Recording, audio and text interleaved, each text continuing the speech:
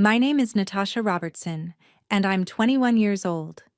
On my 17th birthday, my Uncle Lawrence, my Aunt Pamela, and my cousins Austin and Bethany left me home alone while they dressed up and went to a steakhouse to celebrate as a happy family. Just the four of them. On the kitchen counter, they left a cheap gas station cupcake and a vicious note. "Stay out of sight, freak. Don't embarrass us." I sat on the porch sobbing. 15 years of being called the worthless orphan, the disgusting burden, the mistake they were forced to keep crashing down on me. Then, at exactly 5:12 p.m., the doorbell rang. A woman stood there holding a thick envelope. She looked me dead in the eyes and said, "I've been waiting 17 years to give you this." What she showed me that afternoon didn't just ruin their perfect family dinner. It burned their entire 15-year lie to the ground. If you've ever felt invisible in your own home, stay with me. Drop a comment telling me where you're watching from, and hit that like button. You're going to want to hear what was in that envelope.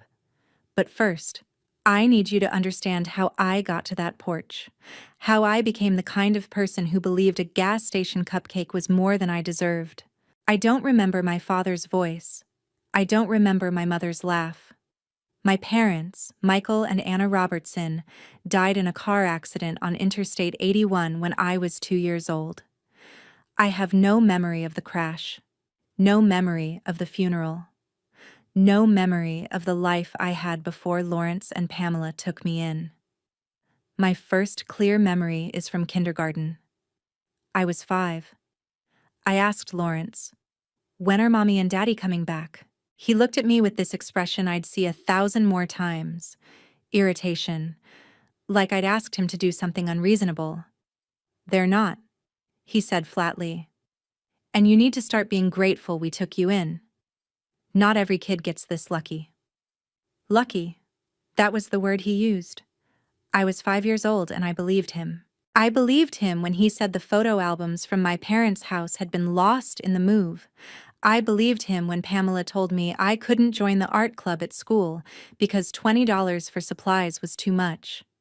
I believed him when he said the storage closet was a perfectly fine bedroom for someone who should be grateful to have a roof over her head at all. The storage closet. Let me tell you about that room. 6 feet by 8 feet. Originally used for laundry and holiday decorations. They'd removed the shelving, put a twin mattress directly on the floor, no bed frame. There was a single bare bulb overhead. No window, no natural light. The door didn't lock from the inside. Boxes of Christmas decorations were still stacked in the corners. Old clothes, unused kitchen appliances. I learned to sleep with my knees bent because the room wasn't long enough for me to stretch out fully. I was 12 before I realized that wasn't normal. By then, I'd already accepted it as proof that I wasn't normal either. Austin had a room that was 14 by 12 feet. Gaming PC, flat-screen TV, walk-in closet. A skylight that let him watch the stars. Bethany had a 12 by 14 room with a canopy bed, a vanity with a mirror surrounded by lights, and her own attached bathroom. I had a crack in the wall near the ceiling where I could hear the family watching television in the living room below. Sometimes I'd press my ear to that crack and listen to them watching movies together. Laughing. I'd pretend I was down there with them. That fantasy was the closest I got to family time. There were rules I learned through trial and error. Don't speak at dinner unless someone asks you a direct question. Wait for the family to finish eating, then eat what's left. The food was usually cold by then, but I learned not to complain. Never invite school friends home. "We're not running a social club, Natasha," Pamela would say. "Don't ask for money for field trips, school photos, yearbooks, club activities. Wear Bethany's hand-me-downs even though she was 4 years younger than me, and the clothes were already worn out by the time they reached me. Stay upstairs when Lawrence had work colleagues visiting. Be out of sight during family gatherings with extended relatives." I remember one night when I was maybe 10 years old. Pamela came to my door. "Natasha, we're having guests tonight. I need you to stay in your room until they leave. It's just easier that way. You understand?" I didn't understand, but I nodded. Because good orphans don't make trouble. In 8th grade, they took a school photo. I was wearing one of Bethany's old shirts, 2 sizes too big, faded from too many washes. I tried to smile. The photographer looked at me with this expression of pity that made me want to disappear. When I saw the photo weeks later, I barely recognized myself. This thin, uncomfortable girl with long brown hair and eyes that looked like they were apologizing for existing. I stopped smiling in photos after that. It hurt less than pretending to be happy. The money disparity was impossible to ignore, even though I tried. Austin started at Harrisburg Academy, a private school, when he was in 9th grade. $13,500 a year for tuition. He played hockey, equipment, league fees, travel team costs. For his 13th birthday, the family gathered around while he unboxed a $2,000 gaming PC they'd built for him. Everyone cheered. He was so happy. I turned 15 2 months later. I got a gas station cupcake and permission to eat dinner at the table with them that night instead of after everyone finished. Bethany started horseback riding lessons when she was 6. $7,500 a year. Competitions, travel to horse shows. In 2019, they renovated her bedroom. New furniture, fresh paint, decorative wallpaper. $6,500. My clothes came from Goodwill and the Salvation Army. Pamela gave me a $30 monthly budget, supervised, 1 pair of sneakers per year, usually from Walmart. My school supplies came from the dollar store, and I had a free lunch card at school. An orange plastic card with free lunch program printed in block letters. I kept it hidden in my backpack pocket. Every time I used it, I felt the weight of shame. Years later, I'd learn why I qualified for that program. Lawrence didn't claim me as a dependent on his tax returns. He told my middle school teacher when she asked about it that I wasn't his dependent for tax purposes. She found that odd. Why wouldn't he claim the child living under his roof? But she didn't push it. And I didn't know enough to ask questions. I asked Pamela once why I couldn't join the art club. $20 supply fee. She sighed, like I'd asked for something extravagant. Money doesn't grow on trees, Natasha. We're already doing more than enough. I never asked again. Christmas mornings, Austin and Bethany would come downstairs to piles of wrapped gifts, electronics, clothes, toys. I'd get 2 or 3 items, practical things, shampoo, socks, school supplies. When Austin brought home B's and C's, Lawrence would clap him on the shoulder. "Good job, buddy. Let's go get ice cream." When I brought home straight A's, there was silence. Or worse. Once, in 2020, Lawrence glanced at my report card and said, "You're trying to make up for being here, aren't you?" Good grades don't erase what you cost us. I learned to say thank you for things I never wanted. Thank you for the room. Thank you for the food. Thank you for tolerating my existence. I said it so many times it stopped meaning anything. It was just a sound I made to avoid being yelled at. Thanksgiving 2019. I was 14. Lawrence's parents came to visit. His sister's family too. 8 people total. They set up the main dining table for everyone, except me. I got a folding chair at the very end, physically separated from the group. Lawrence introduced me to his relatives as my niece who's staying with us temporarily, not our daughter, not part of the family. Temporarily. No one asked me about school, about my interests, about my life. I sat there, eating mashed potatoes that had gone cold, watching them laugh and talk and exist in a circle that I could see but never enter. Later, Lawrence posted a photo on Facebook. "Grateful for family," he wrote. 8 people at the table. I'd been cropped out of the frame. literally cut off at the edge. I learned to make myself small. Small voice, small space, small dreams. I thought that's what survival looked like. I didn't know yet that survival was supposed to feel different than slow erasure. Every birthday was the same. Austin and Bethany got parties, friends invited, decorations, cake with candles and singing. I got forgotten. Or, if I was lucky, a cupcake with no candles and no song. I spent 16 birthdays learning that I was forgettable. And then came my 17th, April 15th, 2022. I woke up at 6:30 in the morning in that storage closet. I could hear the family moving around downstairs. Morning routine sounds, voices, footsteps. I checked my phone. No notifications, no texts. No happy birthday from anyone. For Austin and Bethany, there was a tradition. On their birthdays, Pamela would slip a card under their bedroom doors before they woke up. A small thing, but it mattered. For me, there was nothing. 17. I was 17 years old. Old enough to drive. Old enough to have a job. Old enough to know that if no one remembered your birthday, it meant you were forgettable. And I'd been training myself to be forgettable for 15 years. I got dressed. Secondhand jeans, a faded band t-shirt I'd found at a thrift store 3 years earlier. I looked in the small mirror I'd propped on the closet floor. Long brown hair. A face I barely recognized, thin from years of eating last and eating least. I typed, "Happy birthday to me," into my notes app.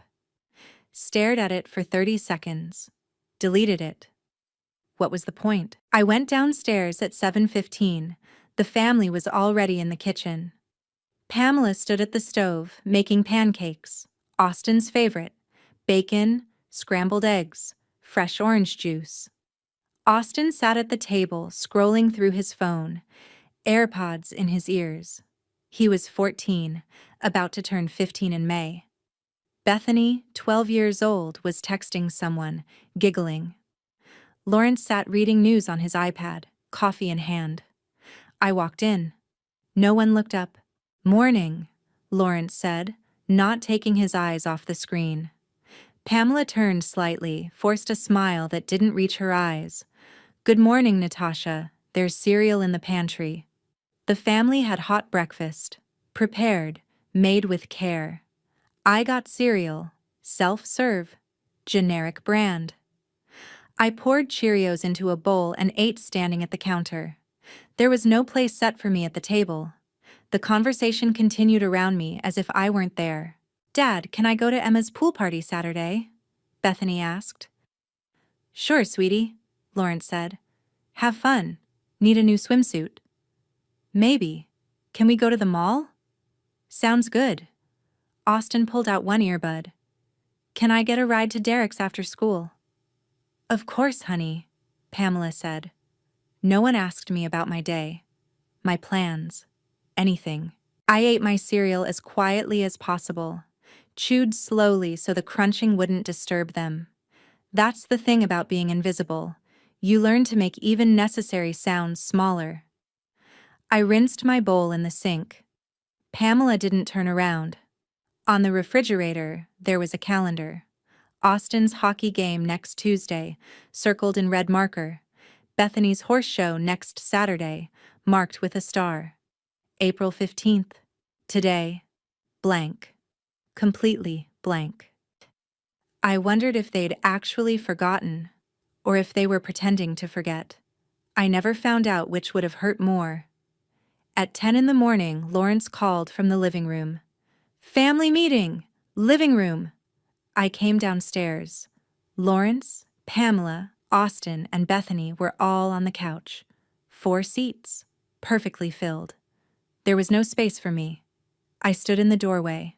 Lawrence looked at Pamela, then at his kids, then finally addressed the room in general.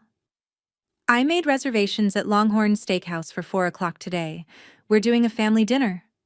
Austin perked up. "Sweet. Can I get the ribeye?" "Sure, bud." Bethany bounced slightly. Can I wear my new sundress? Of course, honey, Pamela said. You'll look beautiful. 3 seconds of silence. No one looked at me. Pamela adjusted a couch pillow, still not making eye contact. Natasha, you'll stay home today. We need some family time, just the four of them. It took exactly 3 seconds for my brain to process what was happening. Today, my birthday. They were going to dinner to celebrate something. What? I didn't know. And they were leaving me behind. On purpose. Okay, I said. My voice came out small, hollow. No one reacted. The meeting was over. They stood up and dispersed. Bethany walked past me in the hallway without looking at me. Austin went upstairs. His door clicked shut. I went back to my closet room, sat on the mattress, and I waited for them to leave. Because what else could I do? Where else could I go? I had nowhere. I was no one. At 3:45, I heard sounds throughout the house. Showers running, hair dryers, closet doors opening and closing, the smell of perfume and cologne drifting through the air. I stayed in my room with the door cracked open, listening. At 3:50, they came downstairs. Lawrence wore a button-down shirt, blue, with dress pants. His cologne was strong enough that I could smell it from my closet. Pamela had on a floral dress and heels. Her hair was curled. Makeup done. Austin wore a navy polo shirt and khakis, his hair gelled. Bethany wore a pink sundress with white flowers, her hair in perfect braids. They looked like a magazine ad for the perfect American family. Voices at the front door. Everyone ready? Lawrence asked. Let me grab my purse, Pamela said. I'm starving, Bethany said. Can we take a family photo at the restaurant? Austin asked. Great idea, sweetie, Pamela replied. No one called up to me. No, bye. No, see you later. Nothing. I listened to the front door close. I listened to the lock click from the outside. I listened to car doors slam. I listened to the engine start. I listened to the sound of gravel under tires as they drove away. And then I listened to the silence. The house felt enormous when I was alone in it. Empty. Like it was echoing the emptiness inside me. I waited 2 minutes to make sure they were really gone. Then I walked downstairs. The house was immaculate. Pamela had cleaned that morning. Everything smelled like lemon. Everything in its place. Perfect. Like a showroom. Except for me. I caught my reflection in the hallway mirror. Old jeans, faded t-shirt, hair unbrushed, eyes red-rimmed from crying earlier that morning. I looked exactly like what I felt like. Something that didn't belong. I walked into the kitchen, and that's when I saw it. On the counter, next to the stove, there was a small plastic container. Clear plastic. Inside was a chocolate cupcake, gas station brand, tasty cake. The price sticker was still on the bottom, $1.99. There was a single birthday candle stuck in the frosting. It wasn't lit. I wondered if they'd even considered lighting it. Taped to the lid was a white index card, folded in half, secured with masking tape. I peeled off the note with shaking hands. The handwriting was Pamela's. I recognized it from grocery lists. From permission slips she'd signed for Austin and Bethany, but never for me. 8 words. Stay out of sight, freak. Don't embarrass us. I read it 3 times. The first time, I didn't believe it. My brain rejected the cruelty of it, tried to find another meaning. The second time, I felt it. A cold, sharp pain in my chest. The third time, I folded the note in half and put it in my pocket. I don't know why I kept it. Maybe I needed proof it wasn't a bad dream. I picked up the cupcake in its plastic container, walked to the front door, opened it, sat down on the top porch step. I didn't eat the cupcake. I just held it. The plastic container was warm from sitting in the sun coming through the kitchen window. The $1.99 price sticker mocked me. Across the street, our neighbor Mr. Brennan was mowing his lawn. He waved at me. I didn't wave back. I couldn't move. I sat there for an hour, watching cars drive by, watching the sun move across the sky, wondering what it would feel like to just walk away and never come back. But I had nowhere to go. No friends close enough to call. No relatives who knew I existed. No money. No car. Nothing. I started crying. Not loud. Just silent tears running down my face. 15 years of being called the worthless orphan, the disgusting burden, the mistake they were forced to keep. All of it came crashing down at once. They'd left me home on my birthday, my 17th birthday. They'd dressed up, taken the car, gone to a nice restaurant to celebrate being a family, without me. With a note that told me to stay out of sight. I pressed my palms against my eyes, trying to stop the tears. It didn't work. The sun was getting lower. The light was turning golden. It was 5 o'clock. Then 5:10. And then, at exactly 5:12, a car pulled into the driveway. I looked up, startled. A silver Honda Accord, Pennsylvania plates. I didn't recognize it. A woman stepped out of the driver's side. She was maybe in her late 40s, early 50s. Professional pantsuit, leather briefcase. She had kind eyes, the kind of eyes that had seen pain and remembered it. She walked up the driveway slowly. When she saw me sitting on the porch step, she stopped, looked at me carefully, like she was memorizing my face. "Natasha?" she asked. I nodded, confused. I'd never seen this woman before in my life. She climbed the porch steps, extended her hand. "My name is Helen Garrett. I've been looking for you." I stared at her hand, then at her face. I don't understand." She sat down next to me on the step. Didn't ask why I was crying. Didn't ask where my family was. She just opened her briefcase. "Your mother was my best friend," Helen said quietly. Her voice was steady, controlled. But there was emotion underneath it. Years of emotion. "Anna Robertson, we grew up together. When she married your father, Michael, I was her maid of honor." I felt something twist in my chest. "I don't remember them." "I know," Helen said. "You were only 2 when they died. But they remembered you. They planned for you." She pulled out a large manila envelope, official seals on it, legal documents visible through the open top. "Anna and Michael named me the executor of their estate. They also named me your backup guardian, in case anything ever happened to them." Helen's hands were steady on the envelope, but her voice wavered slightly. "They made me promise something. They said, if they died and you ended up in someone else's care, I had to wait until a specific date to find you. And then I had to give you this." She handed me the envelope. "What date?" I asked.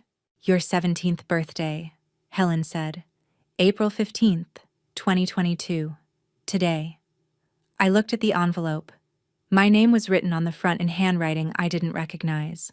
Natasha Marie Robertson. "I've been waiting 17 years to give you this," Helen said. She looked me dead in the eyes. "Your parents wanted me to find you on your 17th birthday. And today, I'm finally here." My hands shook as I opened the envelope. Inside were papers. Legal documents. I didn't understand most of them at first. They were covered in language I didn't know. Trusts, beneficiaries, executors, guardianship clauses. But then Helen started pointing things out. "This," she said, touching one document, "is your parents' will, dated 2006, 1 year before they died." I scanned the page, saw my name, Natasha Robertson, saw legal language I was starting to understand, property held in trust, notification on 17th birthday, full transfer on 18th. "This," Helen continued, pulling out another document, is the deed to this house. 428 Maple Ridge Drive, Harrisburg, Pennsylvania.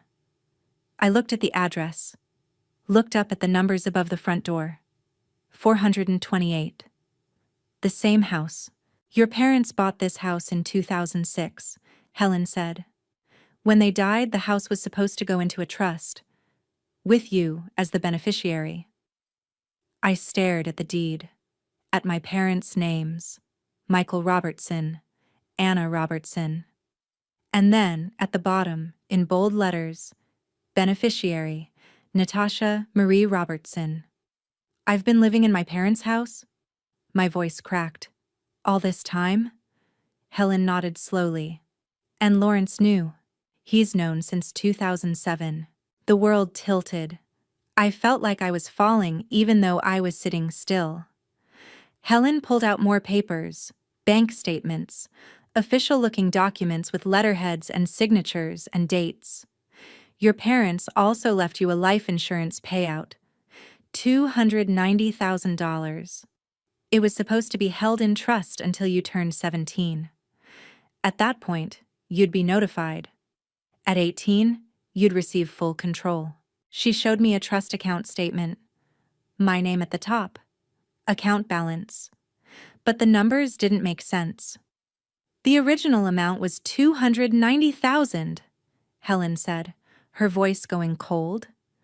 But over the past 15 years, $215,000 has been withdrawn for beneficiary living expenses. She pulled out more papers, receipts, bank records, highlighted sections showing where the money went.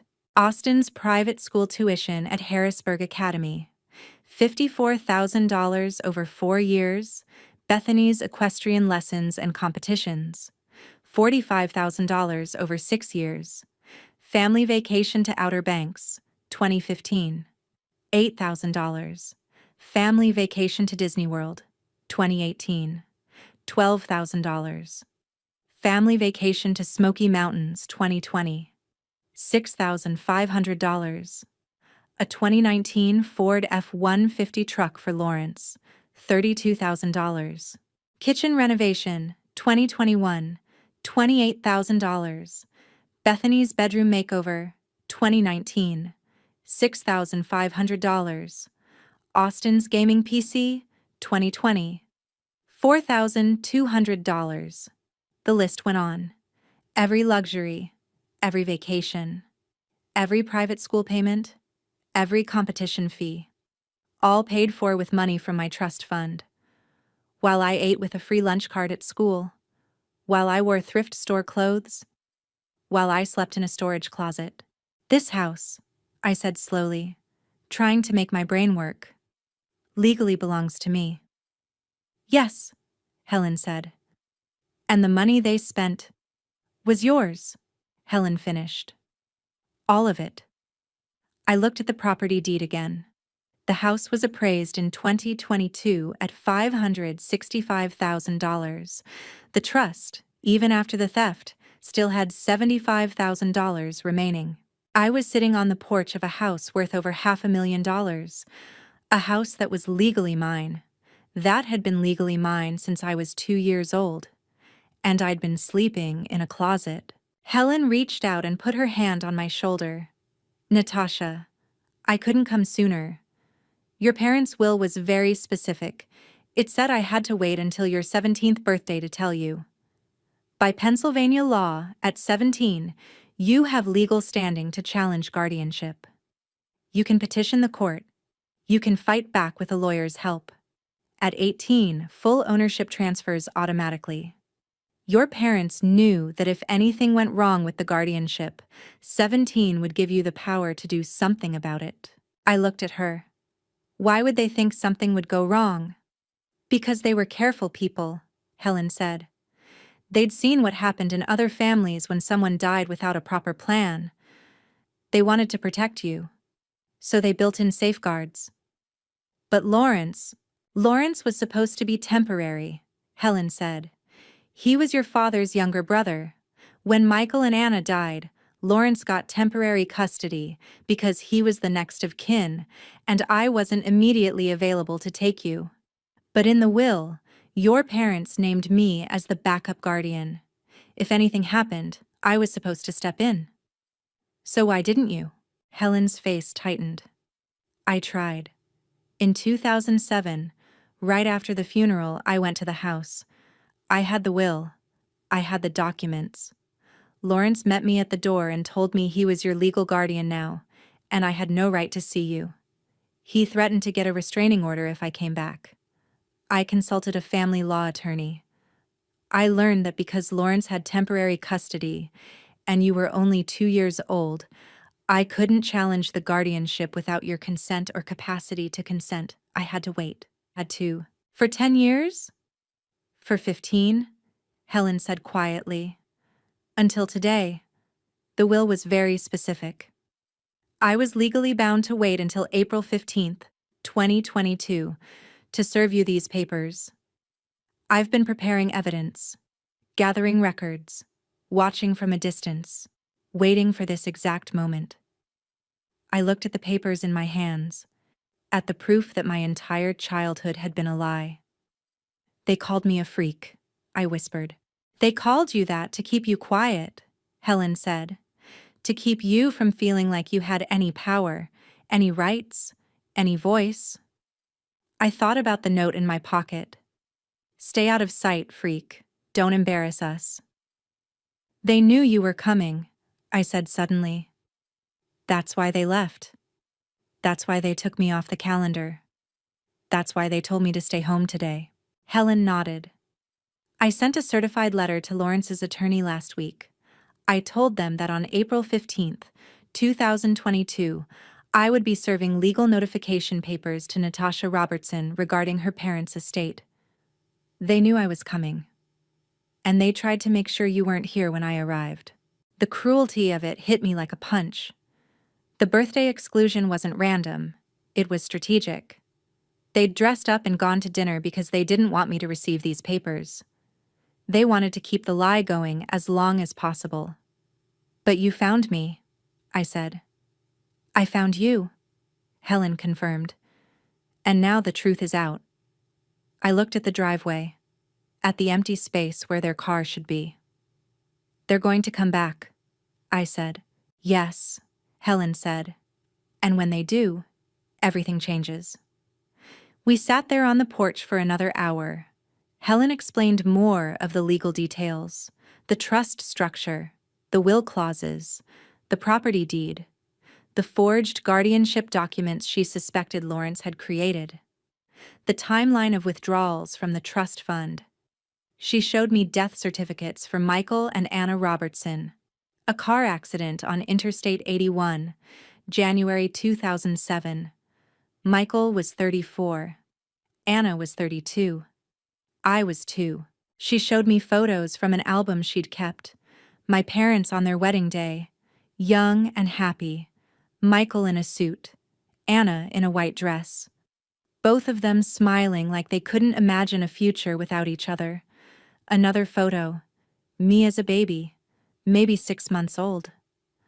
Michael holding me, my tiny hand wrapped around his finger. Anna kissing my forehead. They looked at me like I was the most important thing in the world. They loved you so much, Helen said softly. They would be devastated to know what Lawrence did. I stared at the photos. These strangers who were my parents, who'd planned so carefully for my future, who'd tried to protect me even from beyond death. And for 15 years, I'd believed I was worthless. At 7:38, we heard a car in the driveway. Helen and I were still sitting on the porch. The envelope of documents was on the step between us. The sun was setting, casting long shadows across the yard. Lawrence's car pulled in, a dark blue sedan. He saw Helen's Honda immediately. His face went pale. Pamela was in the passenger seat.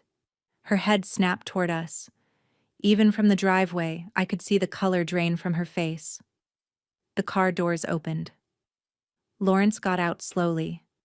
Pamela stayed in the car for a moment, then followed. Austin emerged from the back seat. "Who's that?" he asked nervously. Bethany stayed in the car, staring at her phone. Lawrence walked toward the porch. His jaw was tight. His hands were clenched. "You're trespassing," he said to Helen. Helen stood up calmly. "Actually, according to the will of Michael and Anna Robertson, this property belongs to Natasha. I'm here in my capacity as executor of their estate." Lawrence's eyes flicked to the envelope, to the documents visible in my hands, back to Helen. "This is my house," he said, his voice rising. "I've been taking care of Natasha for 15 years. You can't just show up and—" "Take care of her?" Helen interrupted. Her voice was quiet, deadly. "Is that what you call making a 17-year-old girl sleep in a storage closet? In her own house?" Pamela flinched. Austin's eyes went wide. Lawrence tried to grab the envelope from my hands. I pulled back instinctively. Helen stepped between us. "Touch her," she said, her voice absolutely level. "And I call the police right now." Lawrence's hand froze. He looked at Helen. At me. At the papers I was clutching. "You don't understand," he said. "This is complicated. Legally complicated. You can't just—" "I'm an attorney, Mr. Robertson," Helen said. "I understand perfectly. Your brother and his wife left a clear, unambiguous will. You've been violating its terms for 15 years. Natasha is 17 now. She has legal standing. And I have evidence." Pamela finally spoke. Her voice was quiet, venomous. "You ungrateful little freak. After everything we did for you." The word hit me like a slap. Freak. The same word from the note still in my pocket. But this time, I didn't cry. I had papers in my hands that said I owned the house they were standing in. That said, I was the beneficiary of the money they'd been stealing. I stood up, looked Pamela in the eye. "What did you do for me exactly?" My voice was steady. "You made me sleep in a closet. You spent my inheritance on your children. You made me use a free lunch card while you spent my money on private schools and horse shows and trucks and vacations. So tell me, what exactly did you do for me?" Pamela's mouth opened, closed. No words came out. Lawrence's face had gone from pale to red. "You don't know what you're talking about. That money was for the household, for everyone." "Then why?" Helen said calmly. "Are there bank statements showing $0 spent on Natasha's education? $0 on her extracurriculars? $0 on her clothing? Why does she qualify for a free lunch program if you're using trust money for her support?" Lawrence had no answer.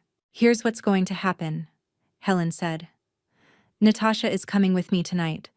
Tomorrow morning, I'm filing an emergency petition with the court for a protective order and temporary guardianship transfer. You will not contact her directly. All communication will go through attorneys." "You can't," Lawrence started. "I can," Helen said. "And I will, because unlike you, I actually care about what happens to this girl." She turned to me. "Natasha, pack a bag. You're staying with me tonight." I looked at the house, at Lawrence and Pamela standing in the driveway of my house, Austin hovering near the car, looking confused and guilty. Bethany still in the back seat, refusing to look at any of us. I walked inside, went to my closet room, threw clothes into a backpack, grabbed my laptop, my school materials, the few things that mattered to me. When I came back downstairs, Helen was still on the porch. Lawrence was on his phone, presumably calling a lawyer. Pamela was crying now, but I didn't feel sympathy. I felt nothing. Helen put her hand on my shoulder. "Ready?" I nodded. We walked to her car. I didn't look back at Lawrence. Didn't say goodbye. I got in the passenger seat. Helen started the engine. As we drove away, I watched the house get smaller in the side mirror. 428 Maple Ridge Drive. My house. The house I'd been a prisoner in for 15 years. I'd never felt safer than I did in that moment, driving away. Helen lived in Camp Hill, about 15 minutes from Harrisburg. Her house was small but warm. She had a guest room, a real bedroom with a real bed and a window and a door that locked from the inside. "Get some sleep," she said. "Tomorrow we fight back." I lay in that bed, door locked, for the first time in 15 years feeling safe in a room, and I slept for 12 straight hours. The next morning, April 16th, Helen and I went to the Dauphin County Courthouse. She filed an emergency petition, requested a temporary protective order, requested temporary guardianship transfer to her. Attached evidence: the will, trust documents, photos of my storage closet bedroom, a copy of the note that said, "Stay out of sight, freak." At 2 in the afternoon, we had an emergency hearing. Judge Margaret Walsh presided. She read the documents, looked at the photos, read the note. She asked me one question. "Have you been living in that closet for how long?" 15 years, Your Honor," I said. At 3:30, the judge granted the order. I would stay with Helen pending a full hearing. Lawrence and Pamela couldn't contact me directly. I was authorized to retrieve my belongings with a police escort. The next day, April 17th, I went back to the house with 2 police officers. Lawrence and Pamela were there, silent, watching. One officer photographed the storage closet for evidence. The other helped me collect the rest of my things. I stood in that closet one last time, 6 by 8 feet. The space felt even smaller without the mattress. I didn't cry. I just walked out. And I never went back. But the legal battle was just beginning. Over the next few weeks, letters started arriving at Helen's house. Lawrence sent one. "This is all a misunderstanding," it said. "Your parents wanted us to have the house. That's why they gave me custody. You're destroying this family over a legal technicality." Pamela sent one too. "We loved you like our own daughter. We gave you a home, food, clothes. And now you're taking everything from Austin and Bethany. They'll be homeless because of you. Is that what you want? We spent that money raising you. Childcare isn't free." Austin sent a text before his parents took his phone away. "I'm sorry, please don't do this." I didn't respond to any of them. Instead, I started therapy. Weekly sessions with Dr. Grace Sullivan. We talked about trauma, about internalized shame, about the difference between guilt and responsibility. "You're not responsible for their choices," Dr. Sullivan told me. "They chose to steal from you. They chose to abuse you. You didn't cause that. You're just choosing not to let it continue." In one session, I broke down. "What if they're right?" I said. "What if I'm being cruel? Austin and Bethany didn't ask for this." Dr. Sullivan leaned forward. "Let me ask you something. If they loved you, why did they make you sleep in a closet in your own house?" I had no answer. Because there was no answer. Only the truth. Meanwhile, Helen was building her case. She hired a forensic accountant named Janet Richter. Janet subpoenaed bank records from the trust, cross-referenced withdrawals with receipts. She hired a document examiner, Dr. Timothy Reed. He analyzed the property deed and will, discovered that in 2008, Lawrence had forged an amended will that purported to transfer the house to him. Dr. Reed confirmed the signatures were fake. The notary stamp was fake. Everything was a fraud. Helen interviewed witnesses. Bernard Fletcher, a neighbor who'd lived next door from 2007 to 2015, gave a statement. "Lawrence told me in 2008 that he deserved that house after taking in his dead brother's kid." Janet Morris, my middle school teacher, remembered asking about my free lunch status. "I saw the family driving new trucks and going on vacations. It didn't add up. Lawrence said Natasha wasn't his dependent for tax purposes. I found that odd, but I didn't know what it meant." Every piece of evidence clicked into place. By mid-June, Helen filed the formal petition. Fraud, forgery, embezzlement, guardianship abuse, breach of fiduciary duty. The court date was set for August 18th, 2022. But before we got there, something unexpected happened. In late June, Austin showed up at Helen's office. Alone. Helen called me. "Austin's here, he wants to talk to you. Do you want to see him?" I thought about it. Then I said yes. He came into the conference room. He'd just turned 15 in May. He looked smaller than I remembered. Scared. "I'm sorry," he said immediately. "I know that doesn't fix anything, but I'm sorry." I sat across from him. Said nothing. "I knew," Austin continued, his voice shaking. "I've known since I was 12. October 2019. I heard Mom and Dad fighting one night. Dad was drunk. He said, 'That little freak owns the house and doesn't even know it.' I heard him say your name, your money. I figured it out." He looked at his hands. "I told Bethany a year later. We both knew. And we kept calling you that name. We kept excluding you. Mom and Dad told us if anyone found out, we'd all go to jail. I was scared. But that doesn't make it right." I let him sit in silence for a minute. Then I asked, "Why are you here?" "Because I need to tell the truth," he said. "Even if it means we lose everything." He gave Helen a written statement, detailed everything: the overheard conversation, the deliberate social isolation, the instructions from Lawrence and Pamela to keep me in my place, so I wouldn't develop confidence or seek outside help.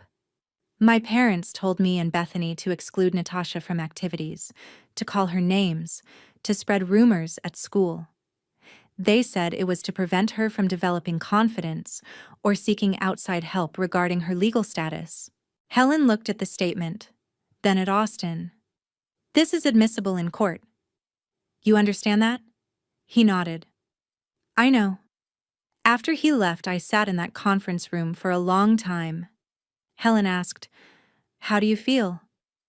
"I don't forgive him," I said. "Not yet. Maybe not ever. But I'll take his statement. The truth is more important than his redemption." August 18th, 2022. Dauphin County Courthouse, Courtroom 3B. I sat next to Helen at the plaintiff's table. Across from us, Lawrence and Pamela sat with their attorney, a man named Douglas Crane. Judge Patricia Brennan presided. The courtroom was wood-paneled, formal, quiet. The kind of place where truth either lived or died. Helen presented the evidence methodically. The original will from 2006. The forged, amended will from 2008. Bank statements showing $215,000 in withdrawals. Receipts for Austin's tuition, Bethany's equestrian lessons, family vacations, the truck, the renovations. Dr. Timothy Reed took the stand. Explained how he'd analyzed the signatures on the forged will. Showed comparison charts. The signatures purporting to be Michael and Anna Robertson do not match known exemplars of the deceased. In my professional opinion, these signatures were forged. Janet Richter presented her forensic accounting report. Every withdrawal, every expenditure, every dollar that should have been spent on me, but wasn't. Bernard Fletcher testified. "Lawrence told me he deserved that house. That was 2008, maybe 2009. He said he was taking care of his brother's kid, and the least he could get out of it was a decent place to live." Helen read Austin's written statement aloud. The courtroom was silent as she described the deliberate isolation, the instructions to keep me in my place. Then Helen pulled out Exhibit 12. The note. "Stay out of sight, freak. Don't embarrass us." She held it up for the judge to see, for the courtroom to see. This note was left for Natasha Robertson on her 17th birthday, on the kitchen counter of her own house, by the people who were supposed to be caring for her. Douglas Crane, Lawrence's attorney, tried to argue. The money was used for household expenses, for all the children in the home, including Natasha. Helen's rebuttal was devastating. Then explain why Natasha qualified for a free school lunch program. Explain why she wore secondhand clothing while her cousins attended private school. Explain why she slept in a storage closet while extensive renovations were made to other bedrooms.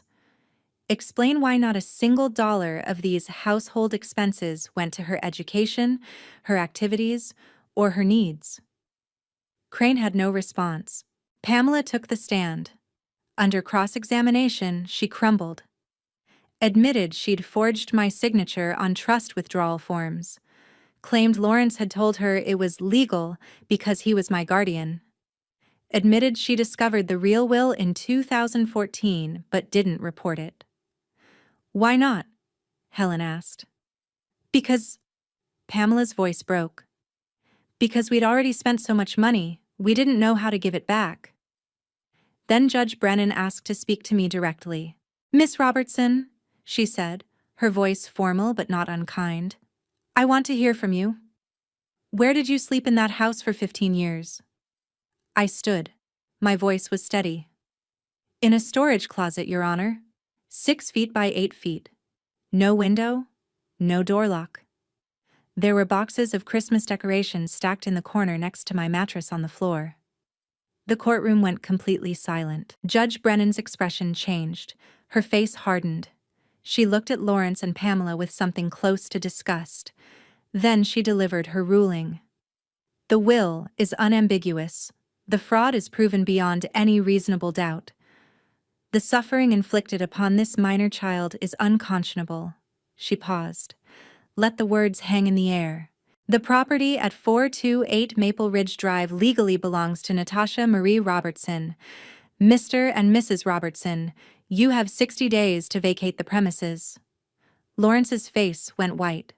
Pamela started crying quietly. Restitution is ordered in the amount of $215,000 principal, plus interest calculated at 5% annually from dates of withdrawal. Total amount, $253,000. Payment due within 120 days or wage garnishment will commence. Guardianship of Natasha Robertson is hereby terminated effective immediately. Helen Garrett is appointed legal guardian until Natasha's 18th birthday. Finally, this court refers the matter of forgery, fraud, and embezzlement to the District Attorney's Office for potential criminal prosecution. The gavel came down with a sharp crack. It was over. Lawrence and Pamela left the courtroom without looking at me. Douglas Crane followed them, already on his phone. Helen squeezed my hand. You did it, she said quietly. I didn't feel victory. I didn't feel satisfaction. I felt... nothing. Just the cold, clear truth finally spoken out loud. The next 2 months were a blur. Lawrence and Pamela hired movers, packed up their things. On October 10th, 2022, they vacated the house. I watched from Helen's car parked across the street. A U-Haul truck. Boxes carried out. Furniture loaded. They moved to a 2-bedroom rental apartment in Camp Hill. $1,850 a month. Austin and Bethany had to share a bedroom. A significant downgrade from the 4-bedroom house they'd been living in. The criminal case moved forward. Lawrence was charged with fraud, forgery, and embezzlement. In December, he pled guilty to reduced charges. In January 2023, he was sentenced to 18 months probation, $50,000 in fines, and 500 hours of community service. The restitution order stood, $253,000, payable at $2,500 per month for over 10 years. Pamela was charged with identity fraud for forging my signatures. She pled guilty in November, received 12 months probation and $25,000 in fines. Neither of them went to jail. First-time offenders with no prior record, white-collar crime, cooperation with prosecutors, the usual reasons. But they had criminal records now, and a debt they'd be paying for the rest of their lives. As for the house, I couldn't live there. Too many memories, too much pain. Helen supported my decision. It's your house, she said. Your choice. I listed it in November 2022. It sold for $558,000. After subtracting legal fees and court costs, I walked away with $575,000. The trust fund had $75,000 remaining. Combined, I had $650,000. At 17, I was financially secure for the first time in my life. But I'd have traded it all to have had parents who loved me enough to stay alive. To have had an uncle who loved me enough to tell the truth. I started over. Enrolled at Harrisburg Area Community College. Lived with Helen. She refused to charge me rent. "Your family," she said. "Save your money for your future." I got a part-time job at the campus library. $15 an hour, 20 hours a week. Not because I needed money, because I needed normalcy. Routine, the feeling of earning something. I started therapy. Weekly sessions that helped me understand that my value wasn't determined by the people who'd hurt me. Thanksgiving 2022. Helen invited me to her sister's house. There were 15 people there. Aunts, uncles, cousins, friends. Someone passed me the mashed potatoes and said casually, "Help yourself, there's plenty." I cried. Not because it was profound, but because no one had ever told me there was plenty of anything before. I'd spent 17 years being told resources were scarce, space was limited. I was lucky to get scraps. Helen's sister noticed me crying, came over and hugged me without asking why. Just presence, just kindness. That's what family was supposed to feel like. Christmas that year, I received thoughtful gifts. Books I'd mentioned wanting. Art supplies for the digital art hobby I was developing. Not practical gifts like socks and shampoo. Gifts that said someone had been paying attention to who I was. I made friends. Small friend group. 3 classmates from HACC. Study groups. Coffee shop hangouts. Movie nights. I learned what normal friendships felt like. People who didn't make me feel like a burden. Who didn't keep score of what I owed them. There were setbacks. In September 2023, I had a panic attack in Target. I'd been looking at home goods, towels, kitchen supplies. I saw a family picking out matching towels together, laughing, and something broke inside me. I had to leave the store. Sat in my car for 45 minutes just breathing. In March 2023, Austin texted me, "Happy birthday." I deleted it without reading the whole message. Blocked his number. I wasn't ready. Maybe I never would be. Dr. Sullivan and I worked through the guilt. The feeling that maybe I should have known. Should have questioned. Should have fought back sooner. "You were a child," she said. "Adults had the power. Adults made the choices. You survived. That's enough." I graduated from HACC in spring 2024 with an associate's degree in business administration, transferred to Penn State Harrisburg for my bachelor's. In the fall of 2024, I bought a small condo in Mechanicsburg. 2 bedrooms, 950 square feet, $185,000. The first place that was truly mine. The second bedroom became my office. Digital art space, desk by the window, plants. Natural light. It was mine. No one could tell me I was taking up too much space. I graduated with my bachelor's degree in spring 2025. Started working as an administrative assistant at a local nonprofit. $42,000 a year. I didn't need the money. I had investments, savings, partial restitution payments coming in, but I wanted the work, the purpose, the feeling of contributing. Helen and I had tea every other Sunday. Our relationship had evolved from guardian and ward to something closer to mother and daughter. She'd stopped being a legal obligation and become chosen family. I dated casually. Nothing serious. I was learning to let people in slowly, to trust again without giving everything away. Over the years, Lawrence made restitution payments through wage garnishment. By April 2026, he'd paid $65,000 of the $253,000 owed. At the current rate, he'd be paying until 2035. I never spoke to him again. Never spoke to Pamela. Blocked Bethany's social media. She never reached out anyway. Austin tried twice. Once in 2023, once in 2025. Both times I blocked the number. Maybe someday I'd be ready to hear what he had to say. But not yet. Possibly not ever. They weren't part of my story anymore. They were just people who used to exist in my life.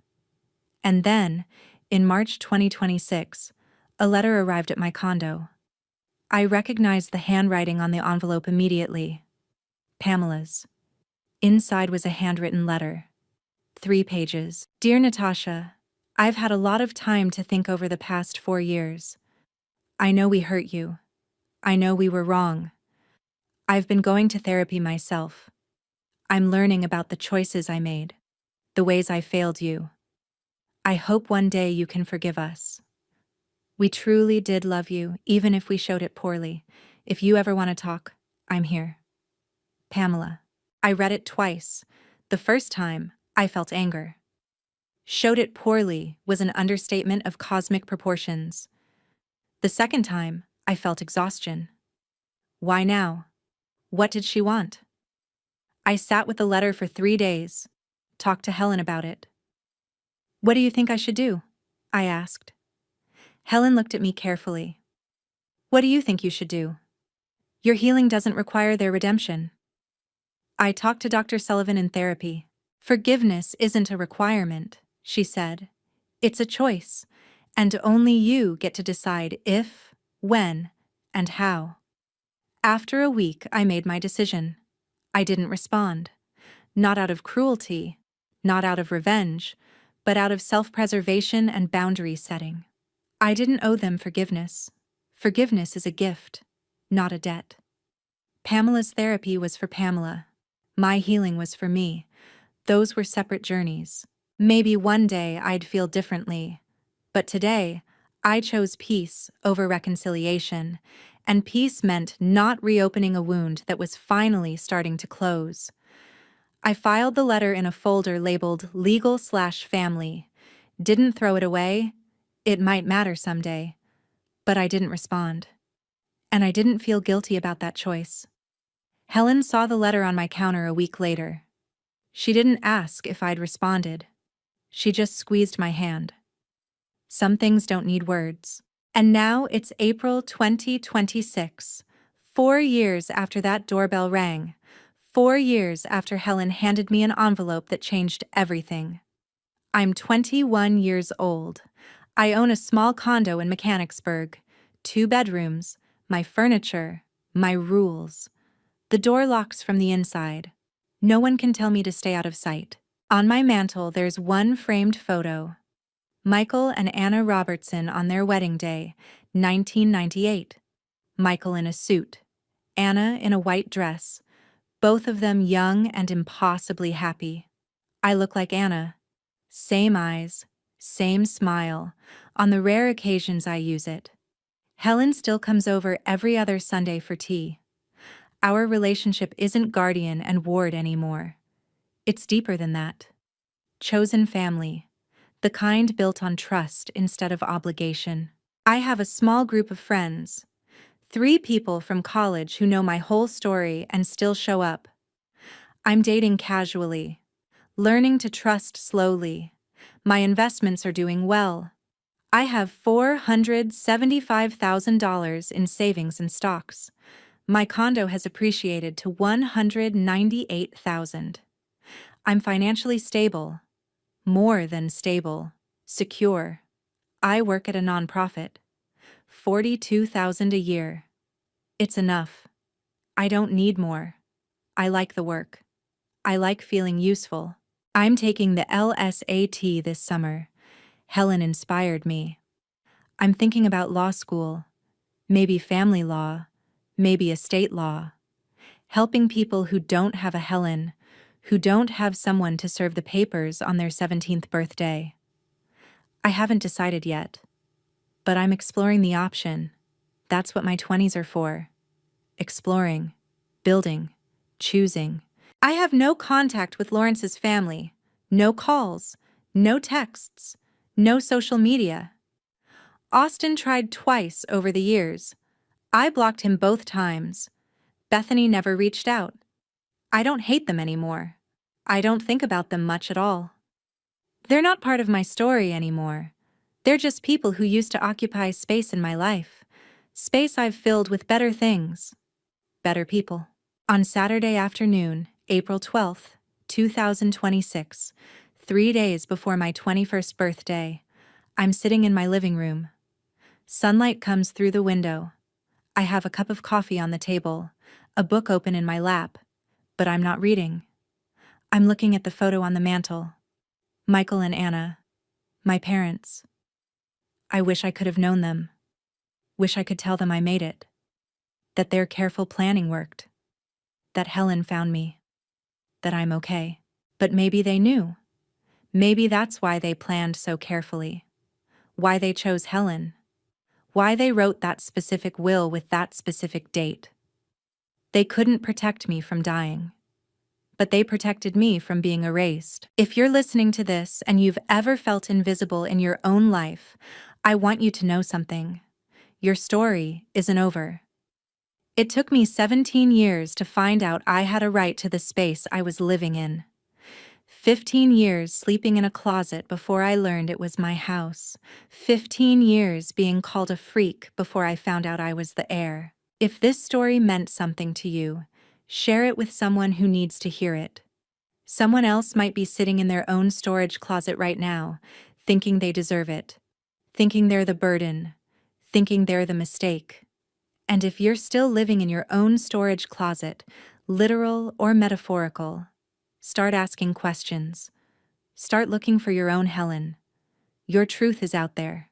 You just have to be brave enough to find it. I stand up, walk to the window, look outside. It's spring in Pennsylvania. The trees are blooming. Neighbors are walking dogs. Kids are playing in yards. Normal life. The kind I used to watch through cracks in walls. I pick up the photo of my parents. Hold it for a moment. Their faces look back at me from 1998. Young, happy, unaware of the car crash that would come 9 years later. Unaware that their careful planning would save me 15 years after that. I set the photo back down carefully, and I smile. Not a big smile, not a dramatic, triumphant smile, just a quiet one, the kind that says I survived, the kind that says I'm okay now, the kind that says I finally found my way home. My name is Natasha Robertson. I'm 21 years old, and I finally came home.